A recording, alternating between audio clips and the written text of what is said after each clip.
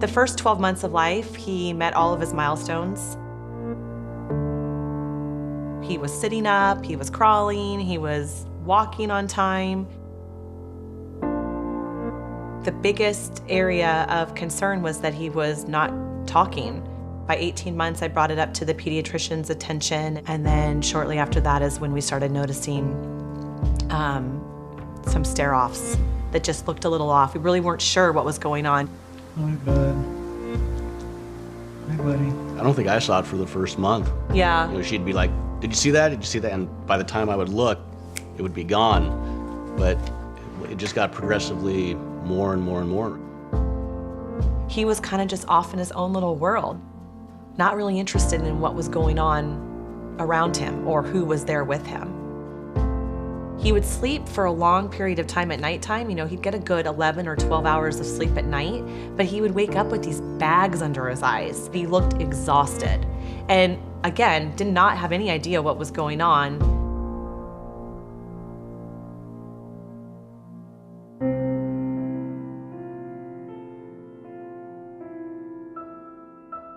You know, I had never heard of, known anyone that had epilepsy.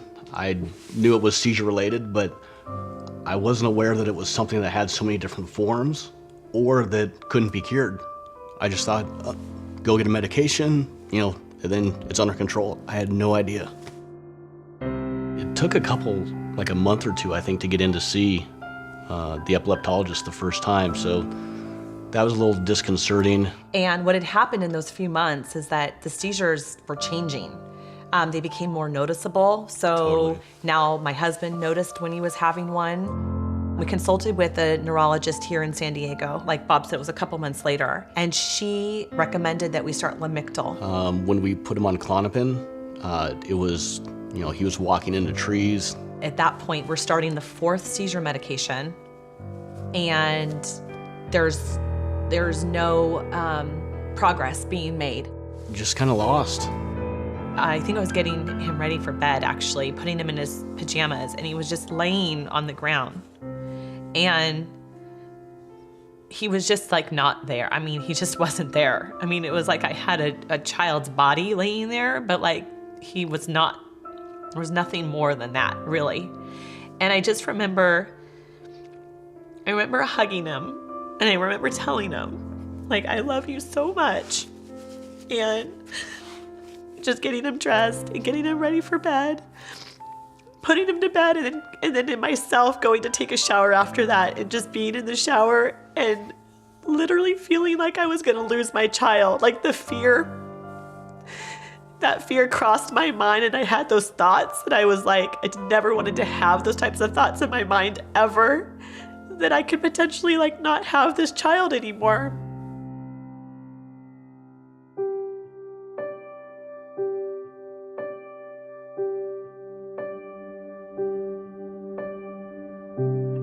Another parent that I met through the epilepsy support group here in San Diego, she talked very highly of the keto diet. She talked very highly of the whole team at UCLA. Our thoughts were, the medications aren't working, decided to do something different.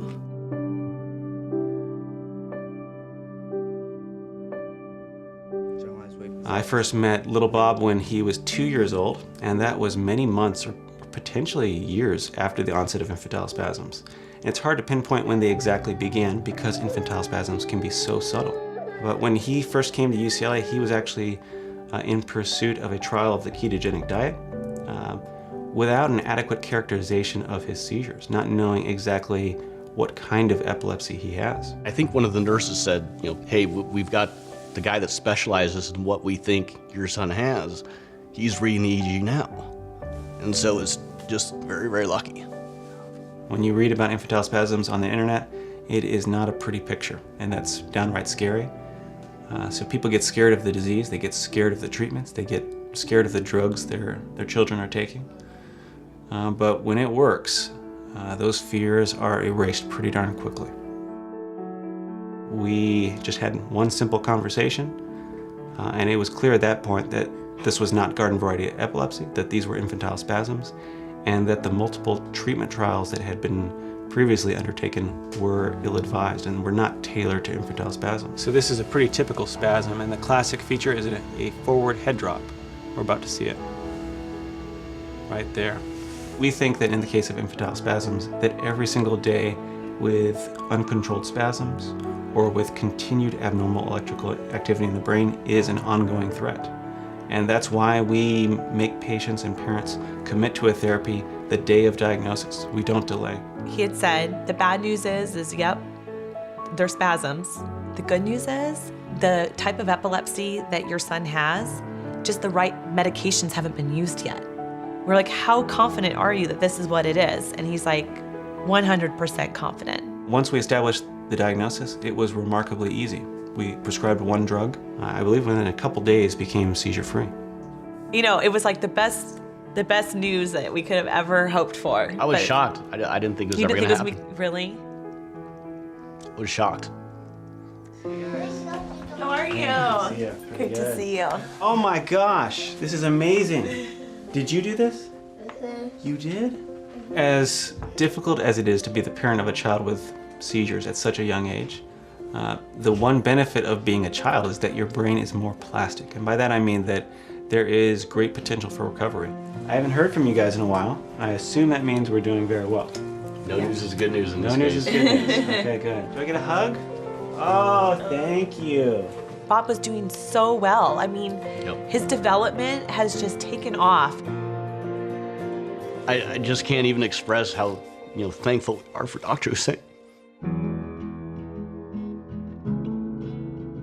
I wasn't really aware of the care and cure. We've come to learn that it's so important that we're able to raise this money so people like him can help us.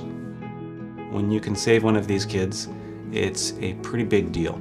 It's not like curing an ear infection, treating a sore throat. This is dramatically altering the trajectory of a kid's life. So yeah, that keeps me coming back to work. But for every kid like Bob, there are 2 or 3 others who don't respond to therapy or who don't make it to a pediatric epilepsy specialist who knows which test to do or knows which drug to prescribe.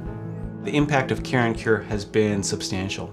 For every single year that I've been here, we've added yet another Care and Cure fellow to our training program. We can't do what we do without the help that Care and Cure has given us. Each epileptologist that we add to the community really allows us to take care of more patients and dedicate more time to each patient. When you have a very collaborative environment, you can bounce ideas off of each other. You have the expertise of not just one person, but the expertise of an entire team. Patients have been underserved, and that's why it's so critical to keep this program going. It's a very tangible impact. Every day we take care of kids with epilepsy and get them the care that they deserve.